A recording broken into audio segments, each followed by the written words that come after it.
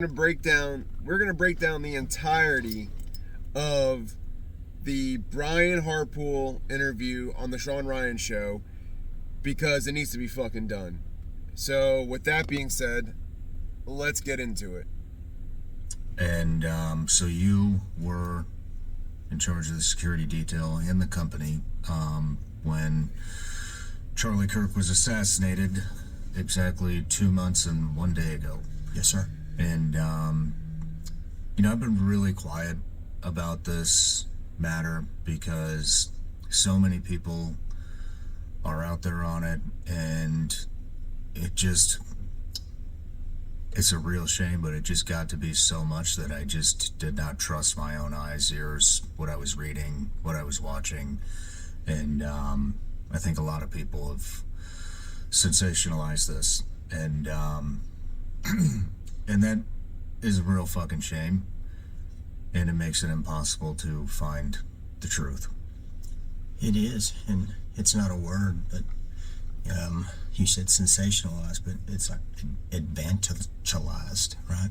Just to take advantage of it. It's almost like sickening, and it has been. And really, that's kind of what drove me to come here. No, you came here because Well, Brian, I know you came on to the interview because you guys have not only a lot of explaining to do, but either failed fucking miserably and deserve to have your jobs lost, or are completely involved in the assassination. And you have no choice but to go somewhere and start fucking giving answers, which by now I'm sure all of you at least seen the interview or renditions of the interview, but you and your team are taking a lot of flack, and rightfully so. And I commend you for the courage to come out and talk today on the show, and I just want you to know, I'm not a combative interviewer. I do have some tough questions that will be at the end, the questions that I've seen all throughout the internet, questions that people have, questions that I have. Some of them may seem a little absurd, but I think it's important to just address all the major ones, at least all the ones that are on my radar. And so I just once again want to thank you for coming. Nothing's out of bounds except for something that may be covered in the NDA that I did for a specific incident for them. And so if that's true, I would just say that. But literally, that's the big thing is that I'm sitting here, but the team is here. And that's the big deal. And I'm representing them. I want to, and I also just want to say, one, rest in peace to Charlie Kirk, and God bless his family. And number two, I've lost friends, and I'm familiar with those type of scenarios. And I just want to say that I'm really sorry for what you and your guys are going through with losing your friend. And Thank God I got the one I like. Also with everything that's coming along with that. So, Yes, sir. But everybody starts off with an introduction here. Brian Harpole, a highly decorated law enforcement veteran who served as a police officer in Texas for 14 years.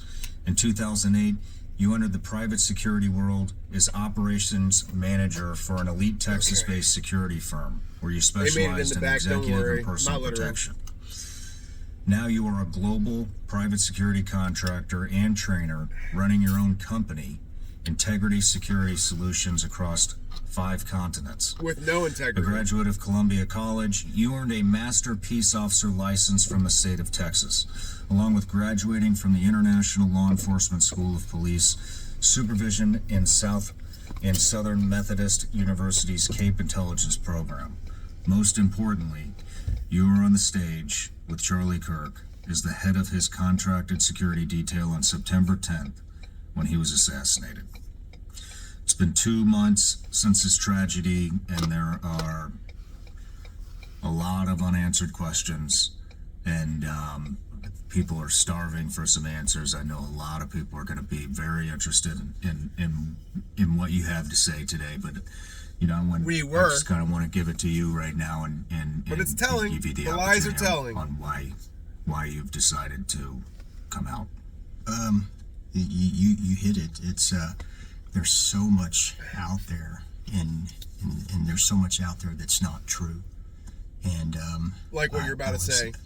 Talking to your staff earlier, I'm older, right? And I have guys on my team that are our team that are younger, and if the truth doesn't get out there, it could hurt their 20 more years of work. It should. It's not fair. It should. And these are stellar individuals. Yeah, these guys are stellar, and if they're let me pause it there. We've worked with. If their goal was to have Charlie Kirk killed, yeah, they did a fucking good job. Not at hiding it, if that's the case, and they're involved. not a good job. Not to mention with the new information about allegedly you meeting with lieutenant colonels, the day before the assassination. So, go ahead. Just about every agency and police department across the nation, and I apologize if I'm yelling into the camera. FBI, Secret Service, and I've got guys will come up to me and say, "Where did you get your guys? Where did you get these people?" And it's a good the question. only response I've ever been able to make sense is I just tell them, and I prayed them in, and they came in, and our selection process is unique, unparalleled. We'll get into that. Yeah, and so I like that cross on your jacket. I thought it'd be good to start this episode with a prayer. Absolutely. You okay with that? That's what we all should do. All right. Yeah. It's gonna be super simple here. Jesus, I just want to thank you for having Brian here today, and we have just a couple of goals today with this interview, and that we ask that you be here with us in this interview, and we just want to bring some answers to unanswered questions here today and avenge Brian's team of these accusations and conspiracies, and we basically just want to clear the air and get rid of the confusion, and we hope this helps. And we also just want to pray for Charlie and his family, and we hope that this rise in political violence comes to an end. Yeah. Real fast. Yeah. Amen. Amen. Thank you. My pleasure. I believe in that. Power of prayer is unbelievable. Me too. I've received prayers from people from all over the world, and text, and I would tell them they're heard and felt, and they are. Good, man. Yeah. Well, we got a couple of things to get through. Man, this seems like I don't even want to give this to you, but everybody gets one, so I gotta do it. What's that? Oh no! Everybody gets a bag. Shouldn't have given anything. But well said, Sean. Was looking forward to it. Shouldn't have given something, but one, my fiance loves this type of candy, and so I'll definitely share it with her. Right. And they're known for that, and so I appreciate it. Thank you very much. You're welcome. You're welcome. And I have a Patreon account. It's a subscription account. They've been with me since the very beginning when I started this in the attic of my house, and it's turned into one hell of a community. And so one thing I do is I just offer them the opportunity to ask every guest a question. And so this is from Amber. What is your favorite memory with Charlie? Man, it's odd. It was recently, and believe it or not, and it kind of made me feel like I was just hanging out with him instead of working. I want you to listen to this. We were in Japan, and we had finished I mean, it was like a back-breaking tour of South Korea, went to the DMZ, and then did a lot of stuff around there. And then we went to Japan, Tokyo. He did some speeches, and a couple of us had went to a dinner afterwards. And Charlie just loved Japan, and he was like, man, something, we had a bet, and we were playing a game that if we could find somebody in Japan taller than him. Yeah, and so we were all like, we're already like on guard, looking, scanning, but then you got this secondary thing behind you, like, that, are you going to find some guy that's as tall as this guy, which is absolutely hard to do.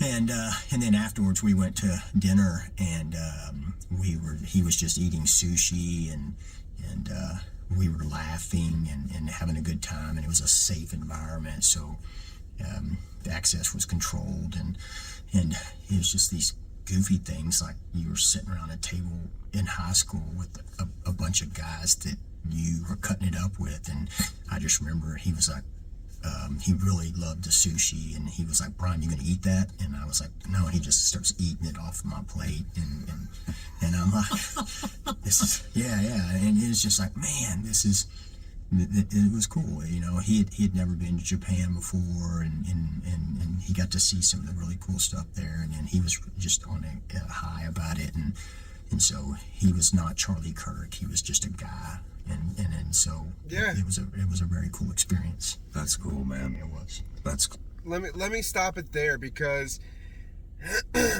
I can't remember if I put out the video where I mentioned this, but your favorite memory of a guy that you have been protecting for X amount of time is the last memory you have of someone right before he is assassinated. That sounds like someone that really didn't care. I mean, in my opinion, if I didn't really care for someone, and everything that every time or moment I spent with this person I could really care less for was just a blur and blocked out of my mind, and a scramble to kind of make me look more human and humanize my relationship with someone that I could not care for, because you really must not care for someone if you're going to be either involved or knowing of and turning a blind eye to assassinating someone. The quickest memory is the one you just had right before coming back into the States, allegedly meeting with people the day before your client gets assassinated. It's fucking weird.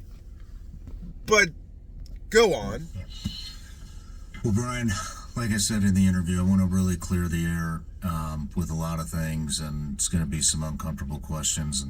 But I've thought a lot about how I would do this interview, and I think it is probably most similar to the Blackwater one that I've done.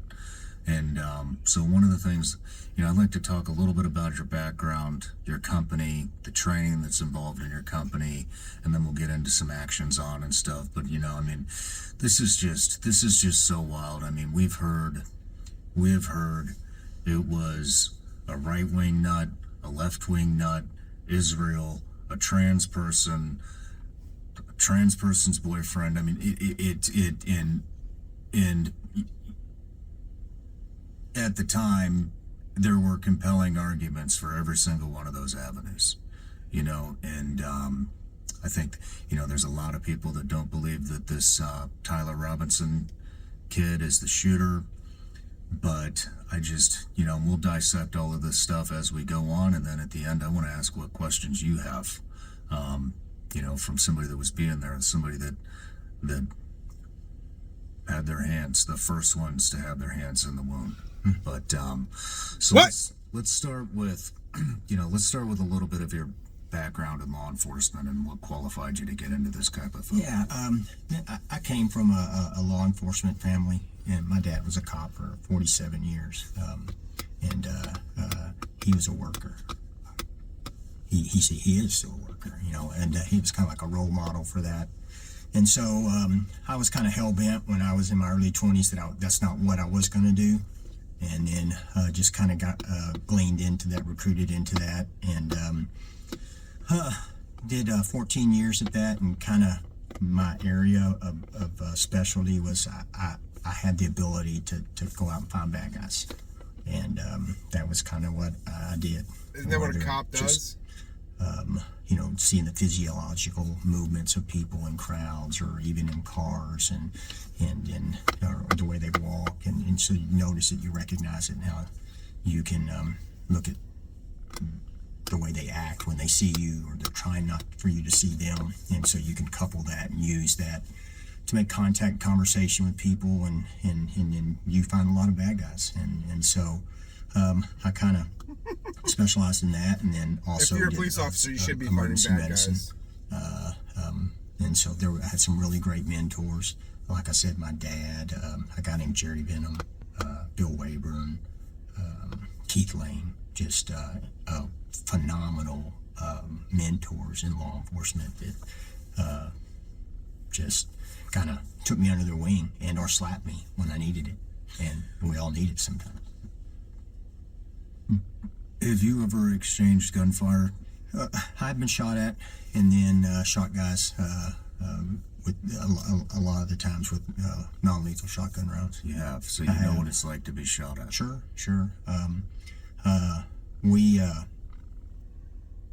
You feel it. I mean, I was close enough one time. I remember a guy shot at me with a shotgun, and you don't. I remember that. This kind of sounds weird, but I remember seeing his hair puff up because the shotgun was so short. Wow. And so I remember seeing the wadding come over my head.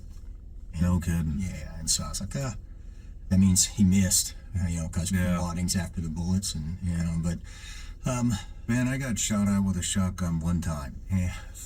In Yemen. And I thought a fucking kid was holding a sparkler out towards me. Turns out it was a shotgun. You feel, this guy was, luckily I was in an armored vehicle. A little over 40-something feet away, and so you feel it. You feel the blast, right? Yeah. And so, grace of God, he missed. I don't have to move to get out of the sunlight. But that career, I kind of, like I said, had some really good guidance, and starting with my dad all the way up to these other mentors, and there was an expectation of work back then, where you went out and produced integritized work, and you went out and found bad guys, and then when you did that, you kind of got a skill, developed a skill. We called it, you started sharpening your own sword, and then that kind of helped me transition over into this field where it's about prevention and seeing it before it happens, right? And so that was able to really help me in this field go out and work, and even in austere places. And I've done some work on the private security side that makes law enforcement, the most dangerous stuff I did in law enforcement, pale in comparison. I mean, I worked cameras inside of cartel houses in Juarez. Wow. Yeah, and we were looking where kids were being trafficked, and we act like we went in to shop for children, and we were capturing that footage. Shit. And we got made inside.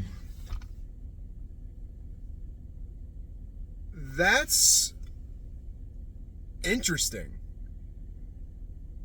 So he has that connection, and that, forgive me if I'm wrong, forgive me if I'm wrong, but, excuse me, Candace last night was just talking about the gentleman, if I can find my notebook, because I'm terrible with names, especially when it's fresh. with Harry Myers going to where he used to operate out of, busting cartels and trafficking.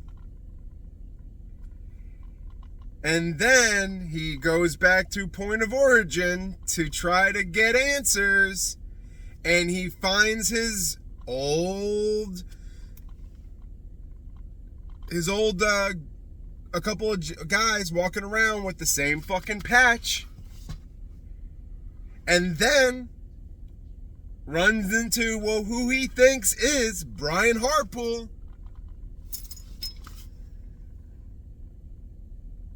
More connections. Let's continue. And then That was as a civilian? yeah. Wow. And then This is- I did same deal. Well, can I hear more about that? What- Sure. You were on a civilian contract to go into cartel homes. Well, it was an NGO based out of Dallas that specializes in helping people that are trafficked. And Whoops. Let me get rid of that phone call. I was providing security for the people that were reporting it. And then I don't know how they came on the intel, but inside of Let me put my Mexico, phone on silent so we Juarez, there don't was get a interrupted hotel again. that they found out that where the kids get warehoused. And so they were like, this would be great footage. And I was like, this is horrible, you know? And so we ended up going over and posed as shoppers, basically. And the guy gave us a tour, and we went into this room that was about 50 feet long, but only probably 10 feet wide. And you can tell, like, that it was just bed. And these guys were, I guess that's where you go in and shop. I don't know, but nobody was in there. There weren't any children in there at the time. And then we went back downstairs, and we're in the lobby and kind of talking to the guy behind the desk. And you can tell he's like the I guess the front for it. And I saw a guy look through the window from outside, and with his head, he counted us like that. And then he picked up the phone, and he said that into the phone. And I told him, hey, man, we just got made. Shit. And so we ended up going out of more as a secondary exfil location, and we ended up having to go out in New Mexico instead of Texas. And so just got some great footage. But then we did other ones where I went to Piedras Negras and wore a camera and showed how people would come back across and, I won't say be harassed, but be screened. You have to pay a fee to leave Mexico, and then you get checked when you come to the border, the middle of it, and then you get interdicted. Why were you there? What did you do?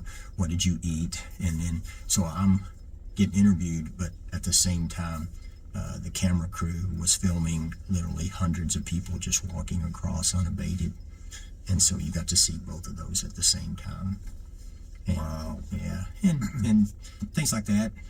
Really good missions in South Africa, doing things, same deal. And so yeah, there's good work to be done. So you got a lot of experience. I mean, experiences. I have got experience through experiences, and so and I've had. It's really a gift, a luxury, and I'm happy to have it. How long have you had your company? We started Integrity 3 years ago, and we actually worked for another company prior to that with Charlie, and there was in 2022 is when we started it and started doing that. We worked for him for the other company prior to that, and there's some conjecture out there on the For Charlie? Yes, for Charlie and other accounts. How long have you been working for Charlie? Since I believe it's 18. Since 18? 18, yeah. So been 7 years. 7 years, almost 8 years, yeah. Wow. Yeah. So when you started the I think- company, did you take the I think someone should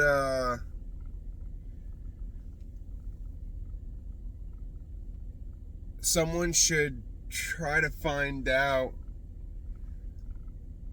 or I will, and I'll get back to you guys on the next episode, when Charlie first got his handlers from Israel.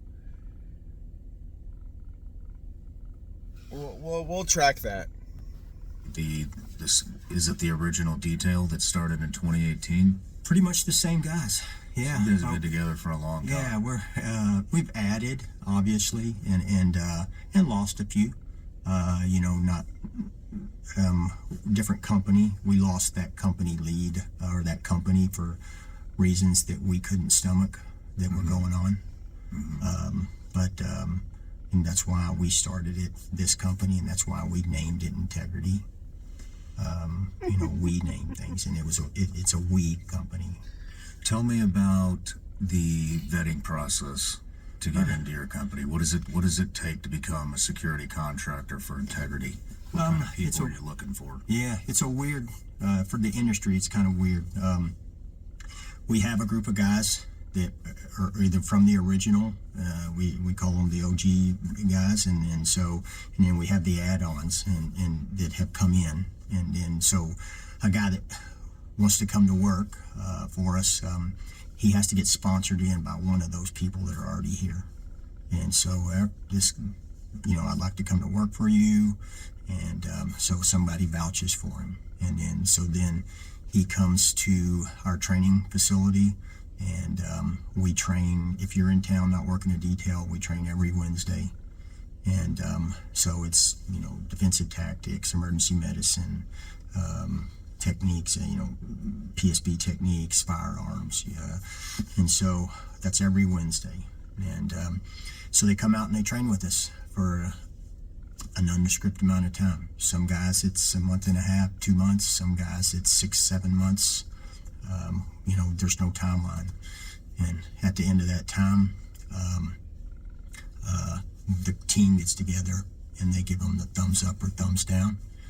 And then if they get the thumbs up, then they start the vetting process of,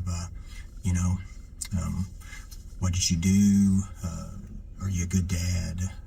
Are you a good person? Were you a good previous employee? You start just a normal vetting process after that. So you go through all of the skills. It's not skills. We have guys that come to us that the skills are not what they need to be, but we as a team can collectively teach that. But what we can't teach is if you're not a jackass. Yeah. Right? Can you work well with a team? Can you think of people besides yourself? And sometimes that can't be taught. Sometimes it can. But and so that's important. Those physical skills, the hard skills and the soft skills can be taught, and we have quite a collection of guys that do that. Man, we have some statements from your guys here, and I don't know if you want me to read any names, but I will. They said they're fine with as long as just first names. Yeah. I mean, here's just Blake, combat proven Marine. Appears more talent than everyone else. I mean, you have SEALs, world-renowned jiu-jitsu people, 22 years on SWAT, professional athletes with tactical careers. I mean, 22 years as a Navy SEAL, Marine and 30-year cop and SWAT commander. I mean, these guys know what the fuck they're doing, and they're no stranger to dangerous work. No, and they come in with that, but we have a saying that says, because they come in with that kind of pedigree, and they're vouched in based on that a lot of the time. But we have a saying that your past achievements or affiliation are not equal to your current capability. So that's why they still have to come show that they can do that stuff still, and still have the hard set, but still have the soft set to make sure your skills match your ego. Right, and your resume. Yeah. And so it's and that also builds cohesiveness, and I've never in my years as a cop, or until we started this group, even at the prior company, we didn't have it. It was a weird relationship between the team and the guy who owned it. With this one, we got grown-ass men, when we finish training, telling each other they love them, and then we leave. Nice. Yeah. What is the ongoing training look like in integrity? It's a mandatory. I mean, the guys are required to do it by our written policy 40 hours a year, and then 20 of it has to be internally, and 20 of it has to be can be externally. Most of the guys, I did the averages, and I send in our training logs, and we keep them electronically so that they can see that they're time date stamped with what we did, and why we did it. And most guys get around 200. Some of the guys are getting 400 hours of training a year. Wow. Yeah, and it's advanced level. It's not sitting around like in cop days where you're watching videos of how to get along better with people that don't think like you. It's real things that are applicable to what we're out there doing right now today, and how we can raise the next level. And then it's ongoing. There's an expectation for it. We've lost guys because they didn't keep the hours, and I tell them, and they were good humans. I mean, good people that just timelines couldn't line up, or things going on at home, and so they had to get laid off or furloughed and told, hey, when you come back and start all over, but the process started all over. So there's an expectation. I would like to. I mean, we had a little conversation before we jumped in on the interview, and when you told me, the process that you had developed, to be vouched for, to work for integrity, the actual training pipeline, all the guys on the detail have to give a thumbs up or a thumbs down. I mean, I think that's a phenomenal way to hire for a security firm. On top of that, I mean, the ongoing training, I mean, you had brought up medical when we were chatting upstairs. You had brought up, obviously, firearms training. I mean, you even brought up etiquette classes that you would bring people on to the range and ask them what fork they're going to use. Yes. So you are very, very detail-oriented. You have to be. You're in kind of a zero fail. And, we see that now. Work here is, I tell guys that come in from the law enforcement side, it's like, man, back when we were cops, if somebody got something happened to them and they're in your beat, or 10 cars got stolen, or, 50 mailboxes got bashed, you went out and you were just like, sorry, and took the report, and you went back to work. You got paid the same. Mm-hmm. In this industry, if something happens by no fault of your own, even, and like that, you're done. With that client, and there are people in the woodwork that'll come right back in and do it for cheaper, probably. And so it has to be that mentality that we have to be that much better every single time you step on a job. You have to. It's people say that 110% rule, and I'm like, it is. It's 110%, but it's 110% of something that has to be the benefit, the big picture, not yourself. Everything, the whole job, the detail. And you get guys together and you put them through that mess to get on the team, and you've developed something that can't be replicated. I mean, we vacation together, we Christmas party together. It's a brotherhood. It is. And once there's another step to it, is it's so close that once you've made it through those steps and you're on the team, and then you still have to put that kind of effort out, and then once you put that effort out and shown, right, even on jobs, that you truly can think about everybody, the client, the team, the big picture, what we're believing in. Then the team gets together, and then they authorize them to get the tattoo. The tattoo. And then they get to get a tattoo. And that, what is this, fucking Yellowstone? Wow. And so, you guys are tight. Yeah, it's what it should be. You guys are tight. Tighten the bullshit. Buckle up, because the biggest black... The holidays will be here before you another know it. ad. And for many... So I just wanted to... I paused it a few times just to... Because Sean's going over his ads. But the tattoo part is almost... I know it's very tinfoil hat-ish, but they're like creating... I know a lot of units do this and stuff like that, but if they are truly off of morals... Hold on, the show's coming. Nope, another ad.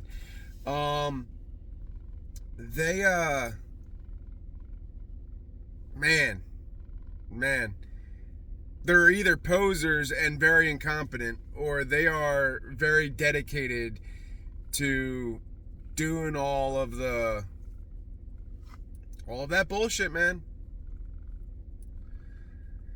I'm gonna pause it again while I wait for the show to come back in. All right, I think we're back. When you're screening your employees or the guys, I have to ask this question. I have to ask it. Of course. Do any of your guys have any ties to any foreign intelligence agencies, more specifically Mossad? No. I've seen that and heard that. And, I've been in 39 countries in this world, and I've never been to Israel. I'm a firm Christian. I ask our guys, are you believers?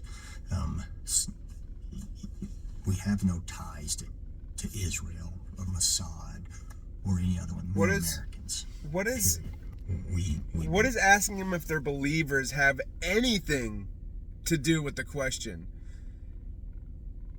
And I think there should be some investigating into, because he himself saying he has never been to Israel is not really saying that none of his guys have been to Israel or have ties to Israel.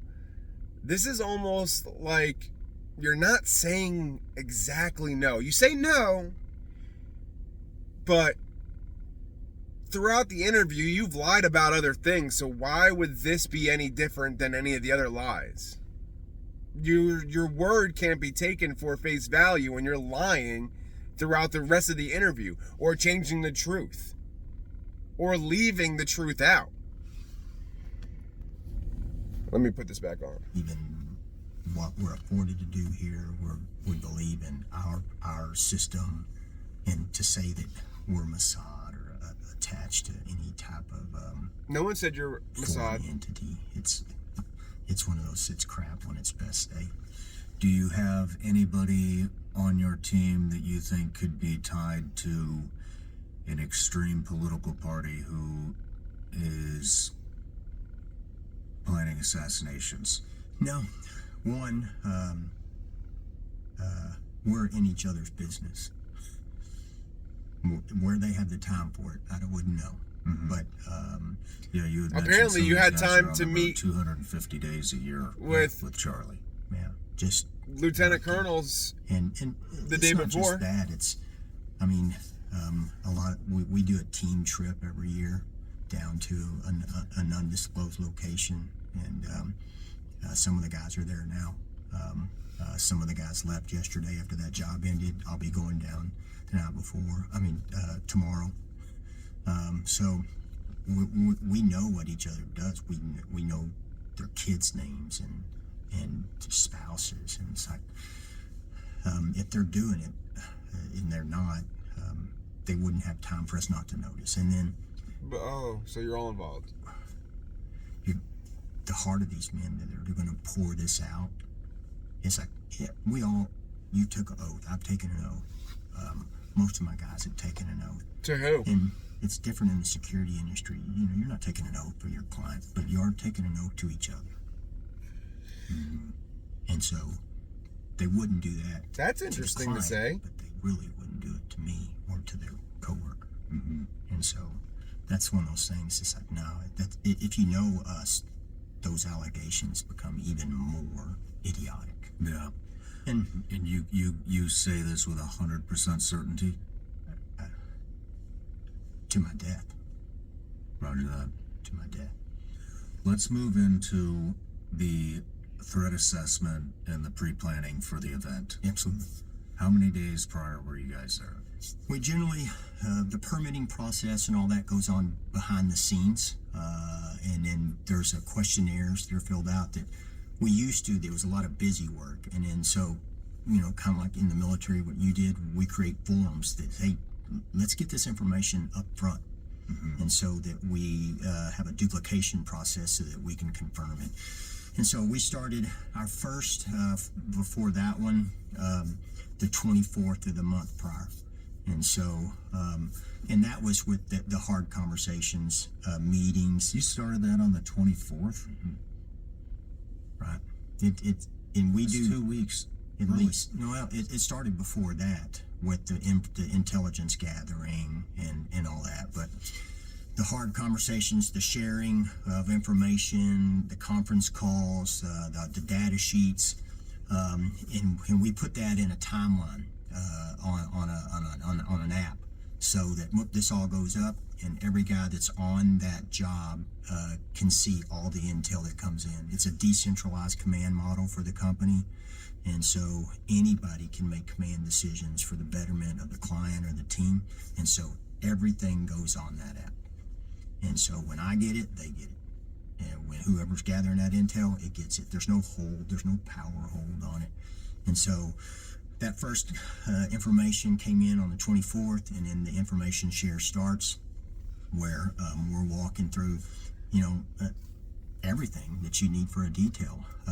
The site plan, point of contacts, emergency fallback locations, hard rooms, arrival points, hospital, you name it, fire department, jurisdictional authorities, all that comes in on an intel sheet and gathered. And then it's in that quick reference app, so any guy can get it at any time they want to. And then we can share it out anytime. We can add people into it, take people out of it. And so we found also that we utilize that format, and it shows that it can timestamp our due diligence also. And so that's why we use that, as opposed to just, sharing it back and forth or doing it on a Whippet pad. Can we see that? So we have that in real time. In the days leading up to, and on the day and after? I mean, at the beginning, when I was kind of looking into this, before I realized I'm never going to find any answers, we've seen a lot of Charlie's friends, people that are in the media, come out and say Charlie had very specific concerns about Israel. Ooh, And that I got a lot to say about opinions this. were changing about Israel, and that he had expressed concerns about this to various media personalities. Mm-hmm. Dating back My to question 2003, the man I that think I owns said. the company that's in charge of his security detail, and you are the head guy on his security detail. Were there any concerns about that or any other organization, political party, Let's hear it, foreign Brian. nation? Did he express any of those concerns to you? No, and Dan works for Turning Point as their security guy, and so Dan Not feeds anymore. that to us to our contracted security, which is Apparently. integrity. And so nothing had ever come now from Dan, from Charlie down to us about that. Now, at the same time, you got to look at the world we live in, and that's a reality. It's a reality that It's a reality. whether it be a hate group of any It's a type, reality could want to because hurt it anybody. fucking happened.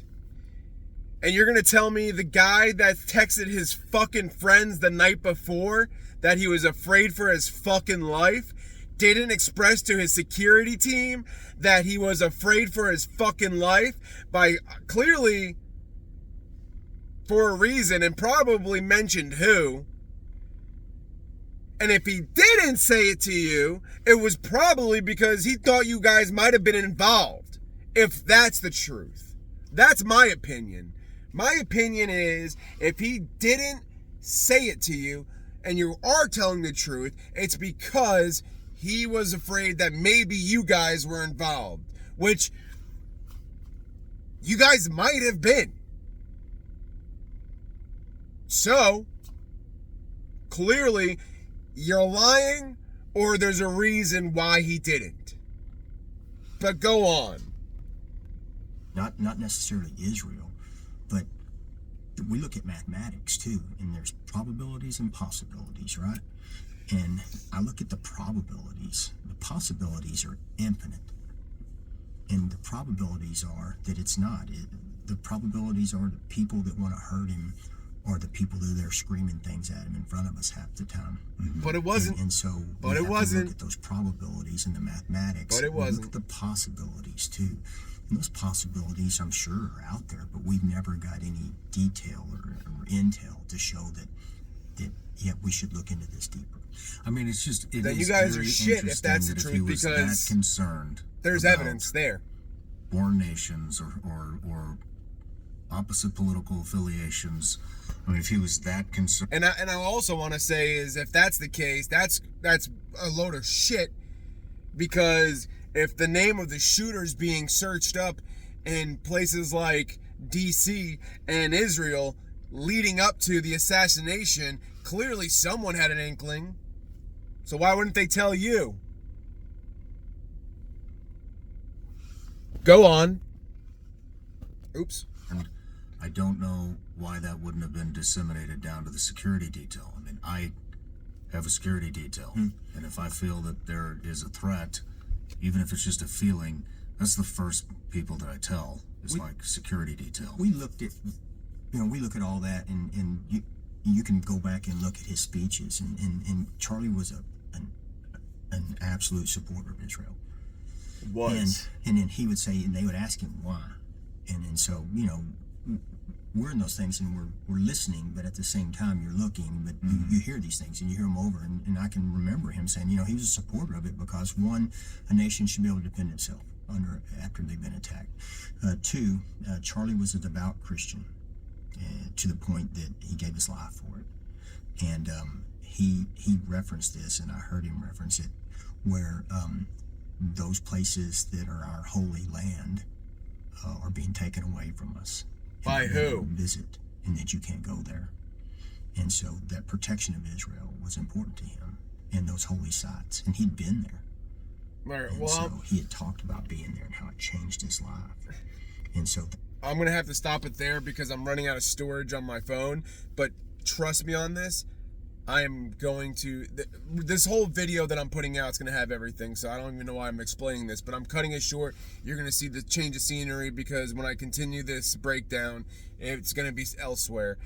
But because I gotta clear up some storage and get the other two videos out, or the other video that's gonna come out before this out. So interesting.